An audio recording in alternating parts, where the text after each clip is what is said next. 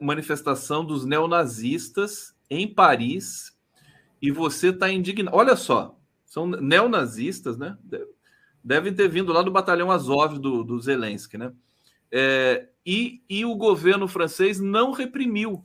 E reprimiu a manifestação contra a reforma da Previdência francesa. Você comenta isso para a gente um pouco. O que está acontecendo na França, Arbex? Pois é, se o governo francês não tivesse apenas reformulando, não é que a polícia francesa não reprimiu. Se ela tivesse feito só isso, só entre aspas, não reprimido, você até podia falar que, bom, seria um exagero reprimir, para quê? Deixa rolar e tal. Mas não, ela protegeu. Ela não só não reprimiu, como protegeu os manifestantes nazistas. Ao mesmo tempo que ela desceu o cacete, como você informou, a todas as manifestações que foram contra a reforma da Previdência. Isso daí é um reflexo do ascenso do neonazismo em toda a Europa, é o que eu estava falando no começo do programa. No momento conjuntural internacional não estava brincadeira. A primeira-ministra italiana, a Giorgia Meloni, ela é uma mulher brilhante, fascista. Eu não sei se alguém já viu um discurso dela. O discurso dela são brilhantes. Ela chega a dizer, para uma população de classe média europeia, ela fala abertamente isso. Ela fala, os africanos estão deixando a África e vindo para a Europa por culpa nossa, dos europeus. Porque nós exploramos africanos, porque nós tratamos os caras muito mal, nós geramos desemprego na África e não sei o quê. Então, para manter os africanos na África e não vir para cá, nós temos que mudar a nossa política na África. Quer dizer, a crítica que ela faz é uma crítica que eu faria. Que os europeus estão destruindo a África, que os europeus estão gerando desemprego na África. A conclusão que ela tira é que é outra. Quer dizer, ela não fala, vamos defender os direitos humanos dos africanos. Ela fala, nós queremos que essa imundície africana fique na África. Nós não queremos que ela venha aqui contaminar a Europa. Só que com esse discurso, ela ganha uma parcela importante da classe média na Itália, na Espanha. Ela viaja por todos os países. E é aplaudida freneticamente. Essa mulher é muito mais competente, por exemplo, do que a Marine Le Pen, na França.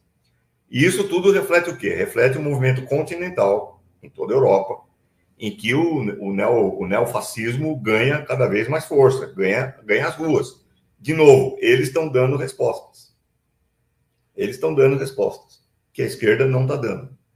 Então, uma coisa impensável como essa de neofascistas na França, tomando as ruas de Paris com simbologia nazista, está acontecendo aos olhos de todo mundo. E do ponto de vista europeu, uma boa parte da responsabilidade disso é a própria OTAN, né? Porque a OTAN tem um indiano, eu esqueci o nome dele, é um articulista indiano muito bom. Ele utilizou uma expressão, para condensar tudo isso que eu estou falando, muito boa. Ele fala que a Ucrânia virou a Disneylândia do nazismo. A Ucrânia virou a Disneylândia do nazismo. Quer dizer, na Ucrânia, o que a OTAN está dizendo na Ucrânia? Sejam nazistas que compensam. Sejam nazistas, vocês vão receber armas. Sejam nazistas, vocês vão receber proteção da polícia. Sejam nazistas, vocês vão receber organização. Vocês vão receber orientação de luta. Vocês vão receber todas o que vocês precisam para entrar na guerra. Então, sejam nazistas. É esse o recado que a OTAN está passando na Ucrânia. E é esse o recado que os neonazistas estão entendendo em toda a Europa. E é esse o recado que foi passado pela polícia francesa em Paris. Então, nós estamos lidando aqui com um fenômeno extremamente grave, que é o ascenso mundial do nazismo. Quer dizer, é isso que nós estamos lidando. Que aqui no Brasil eles tentaram, né? Quer dizer, o golpe de 8 de janeiro foi uma tentativa neofascista de golpe. Vamos deixar isso claro.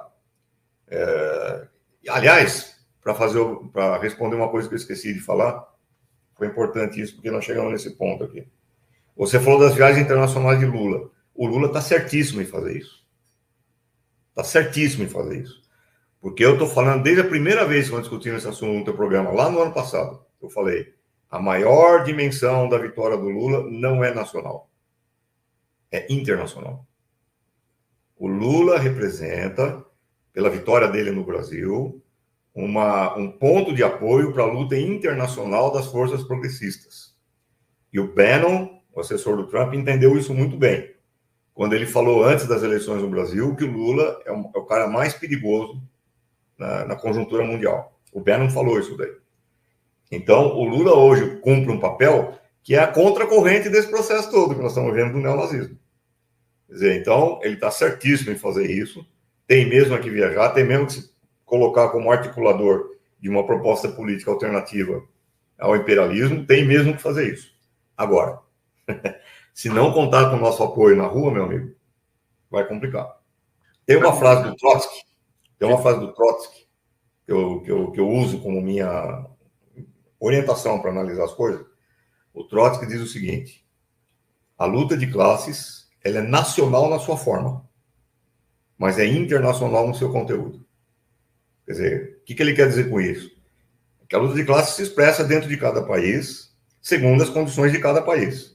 Então, dentro de cada país, a luta de classes se expressa nos seus sindicatos, nos seus partidos, no seu parlamento, no seu poder executivo, no seu poder judiciário, na forma de existir do povo, na forma de se organizar do povo. Tudo isso é nacional. Tudo isso se dá no terreno nacional, no terreno do próprio país. Mas a articulação que costura todos esses processos profundamente, a articulação que leva esses processos a acontecerem em cada país é uma articulação internacional. Quer dizer, você não consegue entender a luta nacional sem entender a conexão que a luta nacional tem com o cenário mundial. Não consegue entender. E a esquerda ficou fragmentária também do ponto de vista internacional.